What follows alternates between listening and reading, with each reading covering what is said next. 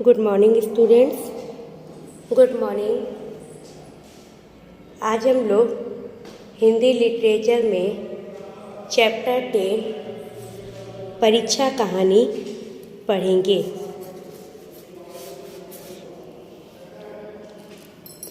परिश्रम का फल मीठा होता है, सो अपने लिए सभी परिश्रम करते हैं, पर कुछ लोग ऐसे होते हैं जो बिना फल की इच्छा रखे दूसरों के लिए परिश्रम करते हैं।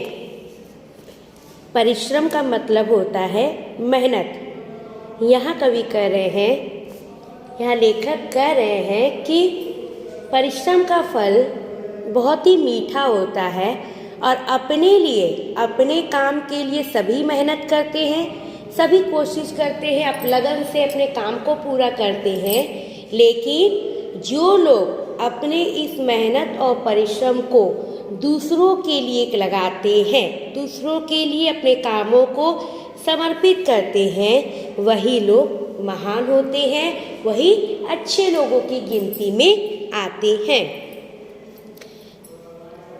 एक जिलाधिकारी थे। वे अपने जिले में किसी ऐसे भले आदमी को ढूंढ रहे थे जो निस्वार्थ भाव से दूसरों का भला करता हो। निस्वार्थ मतलब होता है बिना किसी स्वार्थ के।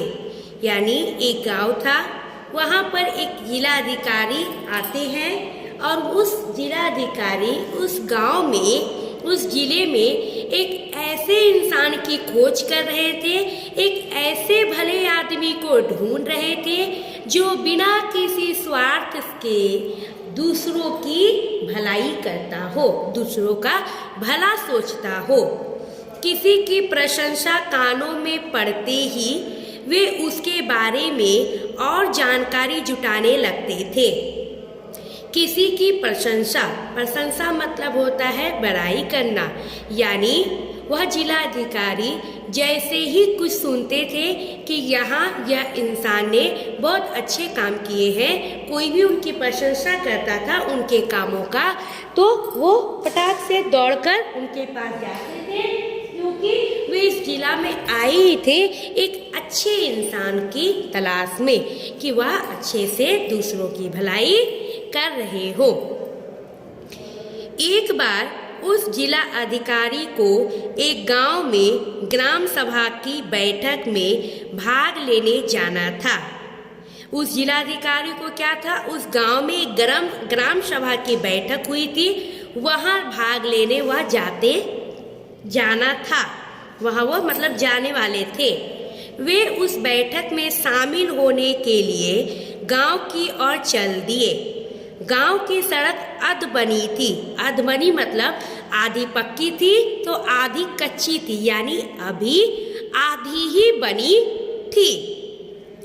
इसलिए उन्हें कार से उतरकर पैदल ही चलना पड़ा। कार पक्की सड़क में चल गई, लेकिन जैसे कच्ची सड़क आई वहां से कार को गुजारना मुश्किल था, इसलिए वह कार को कुछ दूर में ही खड़े कर पैदल चलने लगा। कुछ दूर चलने के बाद उनकी नज़र एक भारी पत्थर पर पड़ी, जिससे ठोकर खाकर कोई भी गिर सकता था। कुछ दूर चला तो देखा एक भारी सा पत्थर उसके सामने खड़ा है, जिससे ठोकर खाकर, यानी वह पत्थर रास्ते के बीच में ही पड़ा था, उससे ठोकर खाकर कोई भी इंसान गिर सकता था। जिलाधिकारी के मन में गांव के लोगों की परीक्षा लेने का विचार आया। अब जिलाधिकारी सोचने लगे कि गांव के लोगों के इस विषय के लिए मैं परीक्षा लूंगा। परीक्षा के लिए क्या करने लगे, वो एक पेड़ की आड़ में छिपकर खड़े हो गए। यानी पेड़ के पीछे जाकर, पेड़ था और पेड़ के ठीक पीछे जाकर वो खड़े हो गए। वह यह देखना चाहते थे कि राह में पड़े उस पत्थर को वहां से कौन हटाता है। वह यह देखना चाहने लगे कि देखते हैं, राह मतलब होता है रास्ता में जो बड़ा सा पत्थर रखा हुआ है, उस पत्थर को कौन वहां से हटा रहा है। थोड़ी देर बाद एक किसान आता दिखाई दिया। उसके कंधे पर हल था और एक हाथ में बैलों की डोरी। उस पत्थर को देखते ही किसान स्वयं भी सड़क के किनारे चलने लगा और बैलों को भी पत्थर की ठोकर खाने से बचा लिया।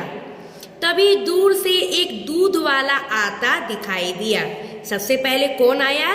किसान आया, और किसान अपने कंधे पर हल लिया हुआ था और हाथ में बैलों की डोरी ली हुई थी।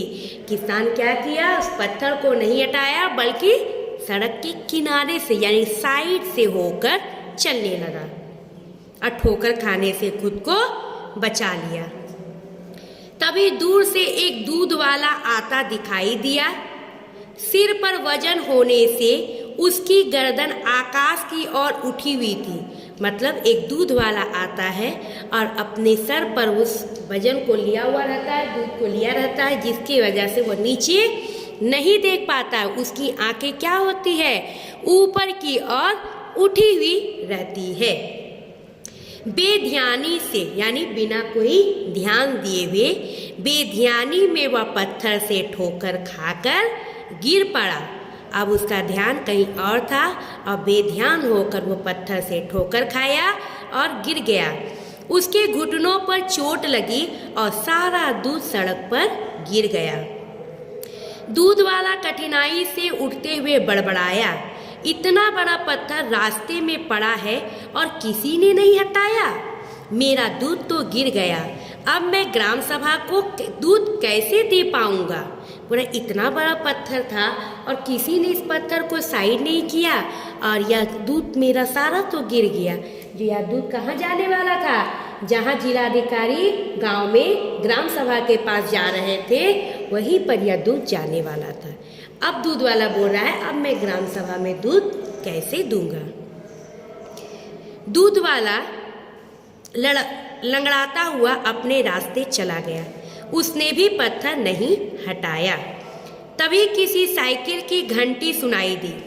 एक युवक साइकिल पर सवार मस्ती में गाना गाता आ रहा था। अचानक साइकिल का पहिया उस पत्थर से टकराया। साइकिल लड़खड़ाई।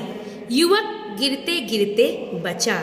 वह बड़बड़ाया, मैं कई दिनों से इस पत्थर को यहीं पड़ा हुआ देख रहा हूँ, पर कोई अब तक इसे हटाने नहीं आया। यहाँ के लोग बहुत आलसी हैं।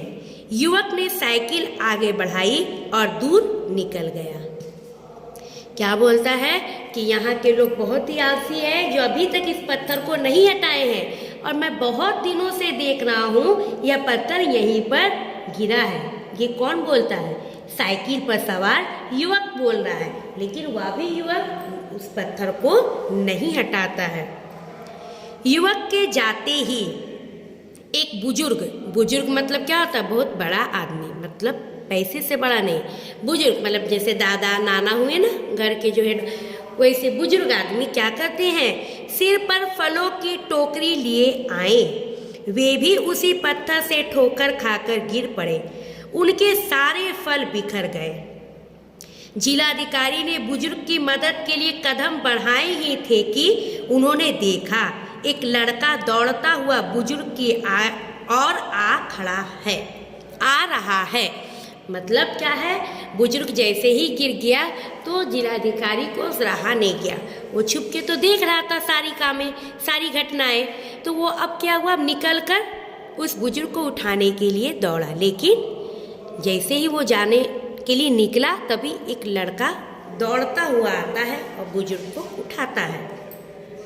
वे फिर से पेड़ की आड़ में छिप गया। अब जिलाधिकारी जो पैर अपना आगे निकाला था बुजुर्ग की सहायता के लिए, फिर से जाकर वो पेड़ के किनारे छिप जाता है, यह देखने के लिए कि अब वह लड़का क्या कर रहा है।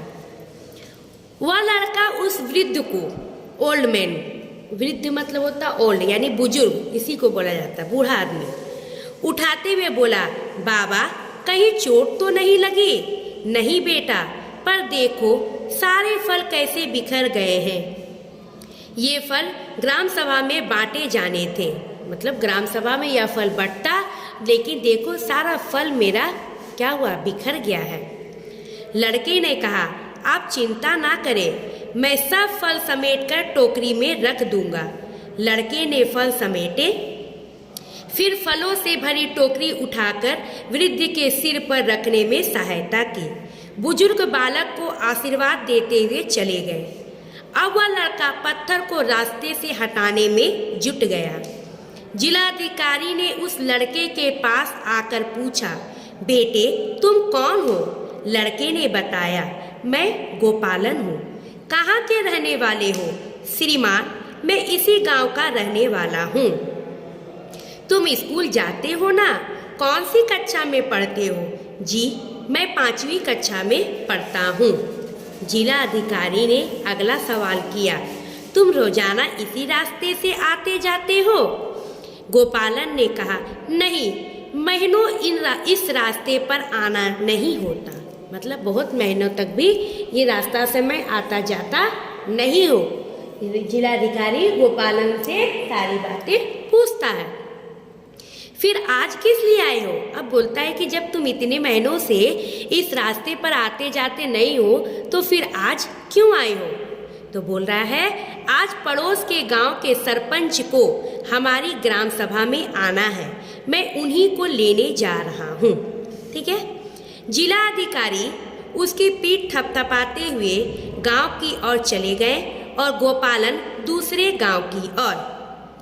कुछ देर बाद गोपालन उस सरपंच महोदय के साथ ग्राम सभा में आया। गोपालन के आते ही जिला अधिकारी ने ग्राम सभा को अपना परिचय दिया। उन्होंने बताया, दूसरों की निस्वार्थ भलाई करने वालों को सरकार पदक देना चाहती है। ठीक है। जिला अधिकारी बोलता है गोपालन को कि तुमने निस्वार्थ, अपना उसमें कोई भी स्वार्थ नहीं था, क्योंकि तुम तो महीनों उस रास्ते पर नहीं आते हो, फिर भी नहीं आने पर भी तुम उस रास्ते से उस पत्थर को हटाए हो, बल्कि जो डेली जो प्रतिदिन इस रास्ते से आता है वह लोग भी नहीं हटाया, लेकिन तुम हटाए हो, इसलिए तुम्हें इसके लिए पदक दिया जाएगा, इनाम दिया जाएगा, कुछ पुरस्कार दिया जाएगा। इस जिले से ऐसे व्यक्ति का चयन मुझे करना था। आज इस गांव के रास्ते में मुझे वह व्यक्ति मिल ही गया जो अपने जिले के लिए पहला पदक पाएगा। आप सबको यह जानकर खुशी होगी कि वह व्यक्ति है इस गांव का बालक गोपालन। आगामी गणतंत्र दिवस पर स्वयं मुख्यमंत्री महोदय गोपालन को पदक प्रदान करेंगे। मतलब कि आने वाले गणतंत्र दिवस में 26 जनवरी में क्या होगा, गोपालन को मुख्यमंत्री अपना इनाम देगा, पदक देगा। ग्राम सभा में खुशी की लहर दौड़ गई। दूसरों के काम आने की गोपालन की आदत के बारे में वे पहले से ही जानते थे। सरपंच महोदय ने भी ग्राम सभा की ओर से उसे पुरस्कार देने की घोषणा की। गोपालन के सगे संबंधियों ने उसे बधाई दी और बुजुर्गों ने आशीर्वाद दिया कि बहुत अच्छा तुम काम किए हो, तुम्हें ऐसे ही काम करते रहो। ठीक है। गोपालन को क्या है, 26 जनवरी गणतंत्र दिवस मतलब होता है 26 जनवरी रिपब्लिक डे, और जबकि स्वतंत्र दिवस जिसे हिंदी में बोलते हैं उसे इंग्लिश में बोला जाता है इंडिपेंडेंस डे, जो 15 अगस्त को सेलिब्रेट किया जाता है। ठीक है।